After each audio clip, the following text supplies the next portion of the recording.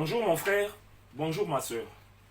Nous voulons partager un thème que nous intitulons « L'heure du bilan est arrivée ».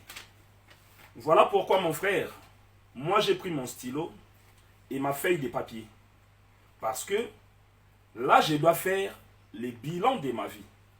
Nous sommes arrivés à la fin de l'année et généralement les gens s'adonnent à des différentes festivités.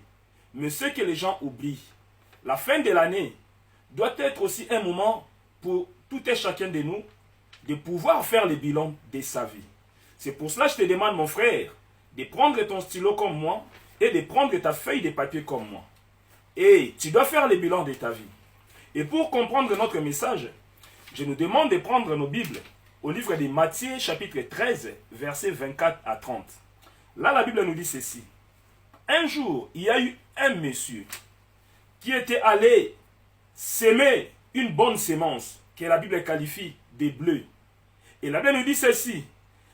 Après sa sémence, il y a eu un de ses ennemis qui est venu après lui, nuitamment. Donc nous comprenons qu'en pleine nuit, s'aimer aussi la mauvaise sémence au même endroit que la Bible qualifie d'ivré.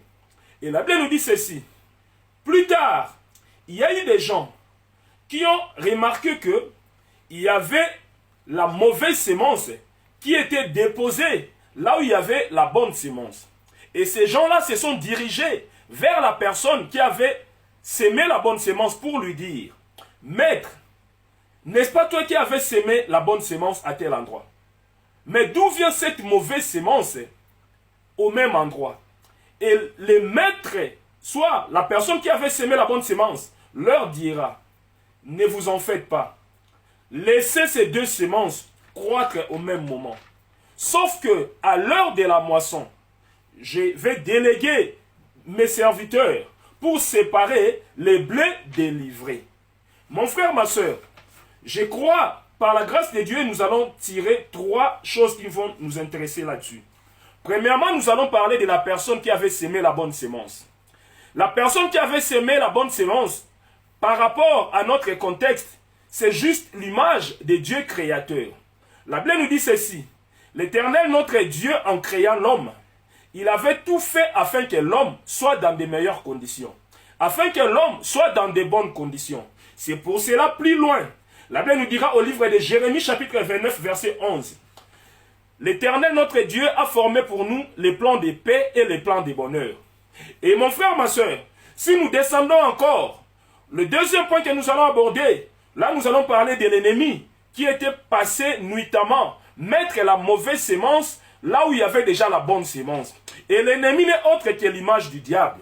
Car nous sommes sans ignorer que le livre de Jean chapitre 10 verset 10 nous dit, les voleurs ne viennent que pour voler, détruire et égorger. Donc nous comprenons que la seule personne qui puisse mettre la mauvaise sémence là où il y avait déjà la bonne sémence n'est autre que Satan, les diables. Et mon frère, ma soeur, troisièmement, nous allons parler des gens qui étaient partis voir la personne qui avait sémé la bonne sémence pour lui faire les rapports. Et ces gens-là, aujourd'hui, ce sont l'image de toute personne qui se plaint de sa situation. C'est l'image de toute personne qui se plaint de la situation des autres.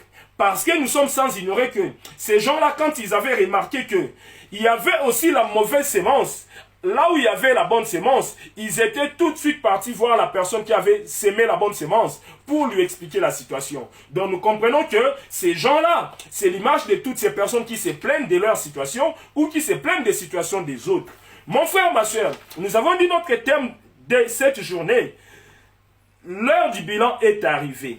Mon frère, ma soeur, regarde un peu ta vie. Qu'est-ce qui n'a pas marché tout au long de cette année?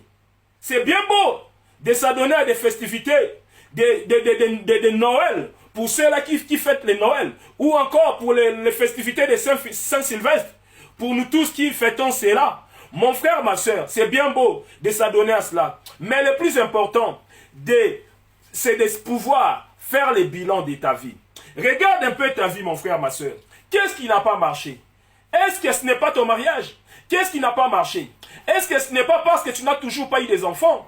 Qu'est-ce qui n'a pas marché? Est-ce que ce n'est pas parce que tu n'as tu n'as pas toujours eu le travail? Qu'est-ce qui n'a pas marché? Est-ce que ce n'est pas parce que tu ne cesses de connaître des blocages et des blocages dans toutes tes démarches? Mon frère, nous sommes arrivés à l'heure du bilan. Est-ce que ce n'est pas ta santé qui ne cesse de te déranger? Mon frère, ma soeur, nous avons dit, prenons les stylos et prenons la feuille de papier. Qu'est-ce qui ne marche pas, mon frère, ma soeur?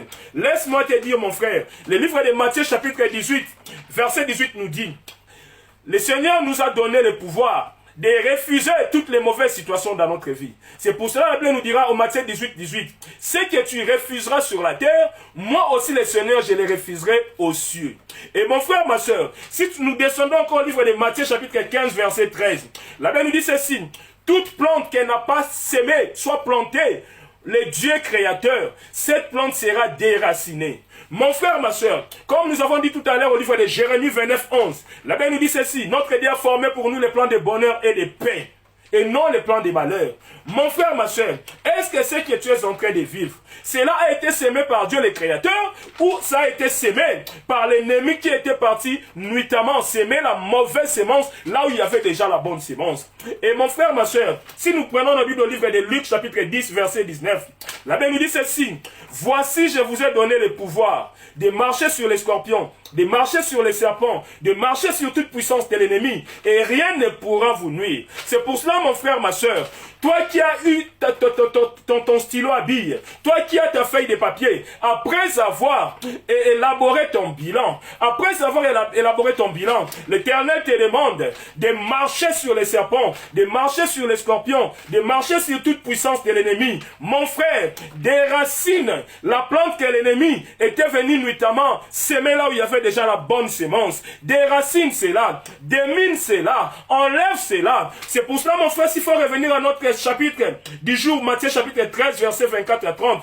Quand les gens s'étaient plaints auprès du Messie qui avait semé la bonne sémence, la Bible nous dira ceci, le Messie qui avait semé la bonne sémence leur dira, ne vous inquiétez pas, laissez les deux croître au même moment. Sauf qu'au temps de la moisson, je vais déléguer des gens qui vont séparer le blé des livrées.